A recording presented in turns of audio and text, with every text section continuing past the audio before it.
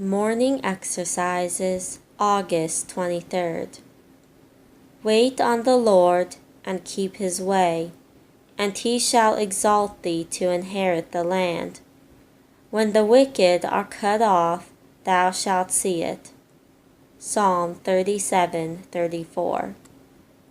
Here is a twofold admonition.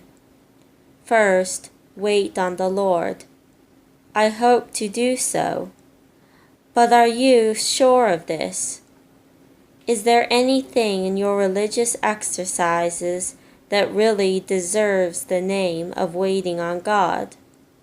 For persons may read without attention, and hear without faith, and sing without praise, and pray without desire. They may draw nigh unto him with the mouth, and honor him with the lip, while the heart is far from him. But God is a spirit, and they that worship him must worship him in spirit and in truth. I hope I do thus wait on him. But do you thus wait on him sufficiently? In the sanctuary, in the family, in the closet, in all your concerns, like David who said, "On thee do I wait all the day, Lord." Secondly, and keep his way. This is beautifully connected with the former. Wait and work, wait and walk. Get grace and exercise it. Persevere in the use of means, if present comfort be withholden. Neither give up the course in which you are engaged, nor turn aside, nor stand still, nor look back, nor seem to come short, though superiors frown and companions reproach, and iniquity abounds, and the love of many waxes cold, and numbers walk no more with you. In all opposition, and through every discouragement, let your soul follow hard after God. Thus did Job, and therefore he could say, "My foot hath held his steps, his way have I kept and not declined. Neither have I gone back from the commandment of his lips. I have esteemed the words of his mouth more than my necessary food." So it was also with the church. Our heart is not turned back, neither have our steps declined from thy way. Though thou hast sore broken us in the place of dragons, and covered us with the shadow of death, we have enough to animate us to hold on. After 2 days will he revive us. In the 3rd day he will raise us up, and we shall live in his sight. Then shall we know if we follow on to know the Lord. His going forth is prepared as the morning, and he shall come unto us as the rain, as the latter and former rain unto the earth. Here is a twofold promise.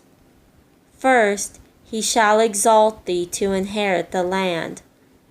God is the source of all elevation and honor. He raised the Jews to the possession of Canaan, the glory of all lands. He dignifies Christians with a title to a better, even a heavenly country, where with kings are they upon the throne. He advances them here as well as hereafter, for he is the glory of their strength, and in his favor their horn is exalted.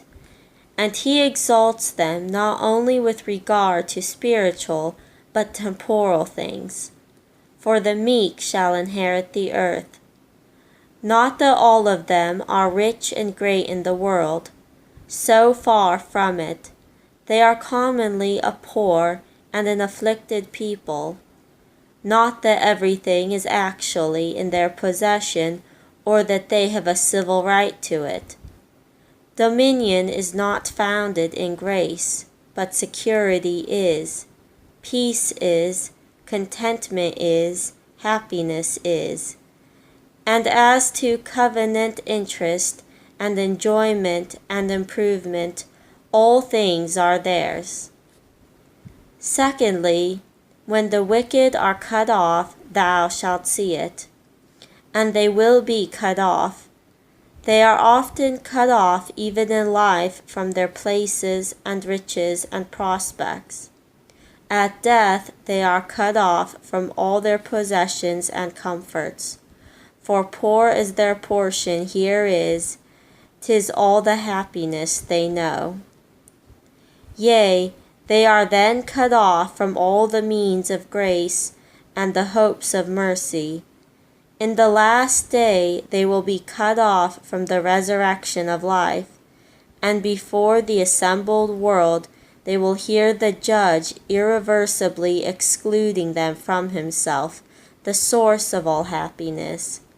Depart ye cursed into everlasting fire, prepared for the devil and his angels.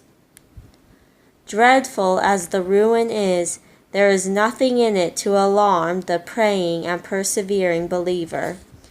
He will have no share in it.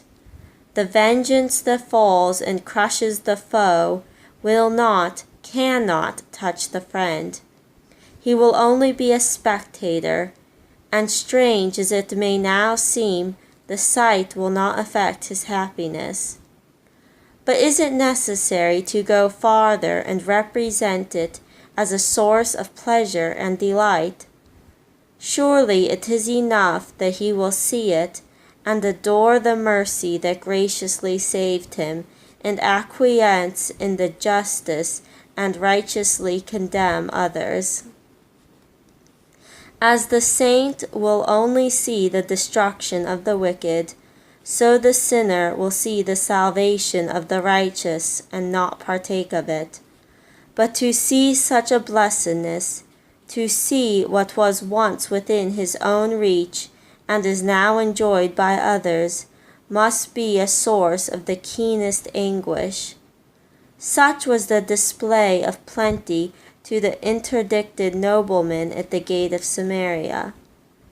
Behold, thou shalt see it with thine eyes, but thou shalt not eat thereof.